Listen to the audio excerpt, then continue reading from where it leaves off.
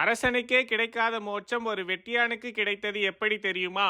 ஒரு முறை ஒரு வெட்டியான் பிணத்துக்காக சுடுகாட்டில் குழி தோண்டி கொண்டிருந்தான். அப்போ திடீர்னு மண்ணுக்குள்ள இருந்து ஒரு சிவலிங்கம் கிடைச்சது. அதை எடுத்துட்டு அரசங்கிட்ட கொண்டு போய் காட்டுனான். அரசன் என்ன சொன்னான் தெரியுமா?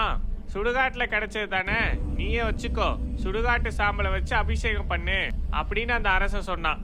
அரசன் தன்னை அவமானப்படுத்தியது கூட தெரியாம அந்த வெட்டியா அரசனோட வார்த்தைகளை இறைவன் சொன்ன கட்டளையா நினைச்சு பிணமெரிச்சு சுடுகாட்டு சாம்பலை எடுத்து சிவலிங்கத்துக்கு அபிஷேகம் பண்ணி மனசார வழிபட்டான். ஒரு நாள் திடீர்னு பலத்த மழை, சுடுகாட்டுல இருந்து சாம்பலை எல்லாம் கரைஞ்சு போச்சு. அதை பார்த்த வெட்டியா, ஐயோ இனி சிவனுக்கு அபிஷேகம் செய்ய சாம்பல் இல்லையே அப்படின்னு மனசு உடைஞ்சு போயிட்டான். அப்ப என்ன பண்ணான் தெரியுமா? கட்டைகளை அடுக்கி தீயை மூட்டினான். மனைவியை கூப்பிட்டு, நான் இந்த தீயில் குதிக்கிறேன், என் உடல் எரிந்து கிடக்கும், சாம்பலை வைத்து சிவலிங்கத்துக்கே அபிஷேகம் செய்யுன்னு சொன்னான்.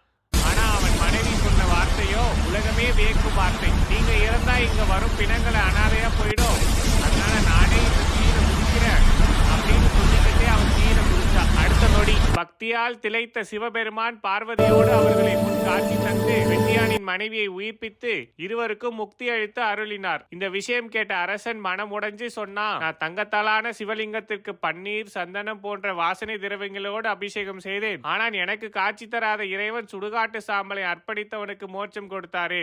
அப்போதான் அரசன் உணர்ந்தான், பக்தி என்பது ஆடம்பரத்தில் இல்லை, தூய அன்பிலும் திடமான நம்பிக்கையில்தான் மலர்கிறது என்று உணர்ந்தான். சிவபெருமான் பக்தர்களிடம் எதிர்பார்ப்பது அன்பு, தூய்மை, உண்மையான நம்பிக்கை. சிவபெருமானின் அருள் உங்களுக்கு பிடிச்சிருந்தா நம்ம சேனலை சப்ஸ்கிரைப் பண்ண மறக்காதீங்க.